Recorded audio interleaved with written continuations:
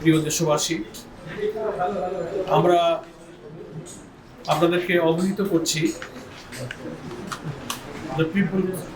The Republic of কোরিয়ার সম্মানিত ambassador his excellency ambassador mister Park Young Sik, তিনি বাংলাদেশ জামাত ইসলামীর সম্মানিত আমির ডক্টর শফিকুর রহমানের সঙ্গে আমাদের দলীয় কার্যালয়ে সৌজন্য সাক্ষাতে এসেছিলেন। His excellency ambassador the Republic of কোরিয়ার সঙ্গে অত্যন্ত সৌহার্দ্যপূর্ণ পরিবেশে আমাদের সম্মানিত আমির জামাতের সঙ্গে দীর্ঘ সময় ধরে খোলামেলা দ্বিপাক্ষিক, অর্থনৈতিক, বাণিজ্যিক এবং দেশের নিজেদের পরিবেশ সম্পর্কে খুব চমৎকার আলোচনা হয়েছে। সে সম্পর্কে আমি খুবই সংক্ষেপে আপনাদের সামনে কিছুটা ব্রিফ করছি।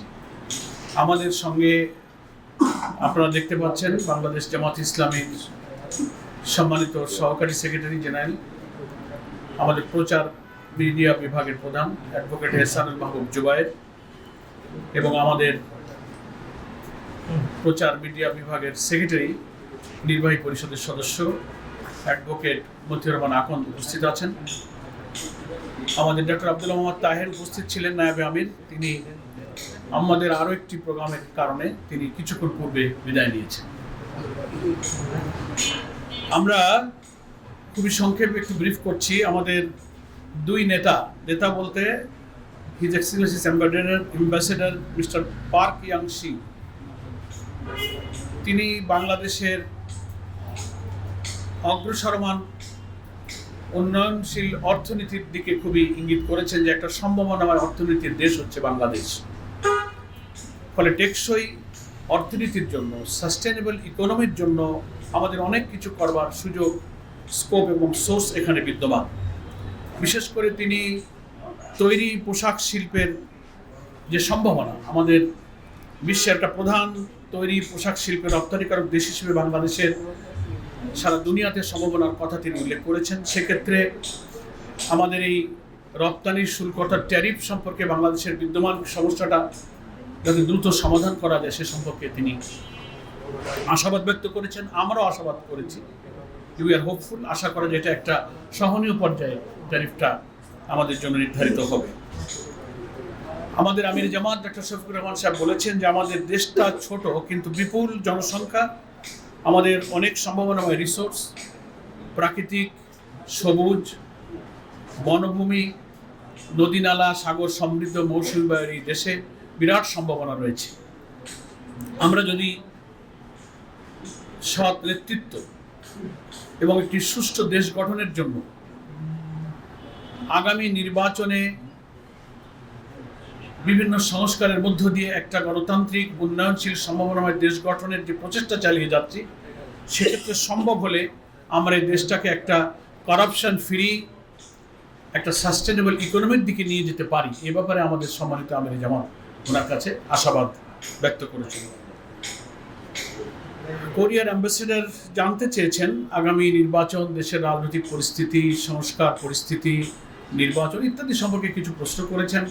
সে ব্যাপারে আমাদের সম্মানিত আমির জামাত বাংলাদেশের এসব বিষয়ে যে তথ্য সকলেই আমরা যেটা জানি সেগুলো উনি অবহিত করেছেন যে আমরাও একটা গুরুত্বপূর্ণ মেজর ইস্যুতে সংস্কার করে একটা ঐক্যমত্য পর্যায়ে পৌঁছাবার জন্য সরকার যে সহযোগিতা করে যাচ্ছে, জামাতের প্রতিনিধি দল ঐক্যমত্য কমিশনে প্রতিদিন নিরবিচ্ছিন্নভাবে সেখানে সময় দিচ্ছেন।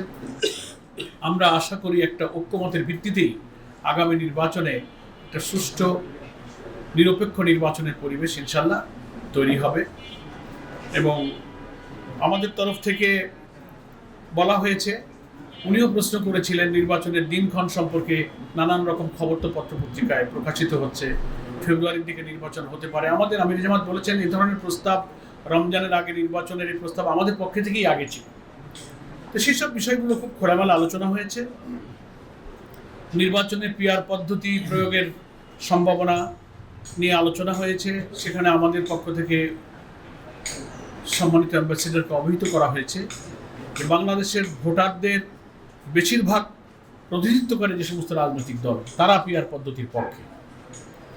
ফলে এটা যে কালো টাকা পেশি শক্তি থেকে নির্বাচনকে রক্ষা করে মনোনয়ন বাণিজ্য থেকে রক্ষা করে একটা কোয়ালিটি পার্লামেন্ট দিতে গেলে এবং প্রত্যেকটি ভোটারের যথাযথ মূল্যায়ন করতে গেলে পিআর পদ্ধতি হচ্ছে একটি উপযুক্ত পদ্ধতি। এ সম্পর্কে ঘরোয়া আমাদের দৃষ্টিভঙ্গিটা তিনি সেখানে উল্লেখ করেছেন। এই মোটামুটি এইসব বিষয়ে আলোচনা হয়েছে এবং কোরিয়া, চীন, জাপান, পার্শ্ববর্তী সব দেশগুলো আমাদের যে উন্নয়ন অংশীদার, তার মধ্যে কোরিয়াও আমাদের একটা অন্যতম উন্নয়ন অংশীদার।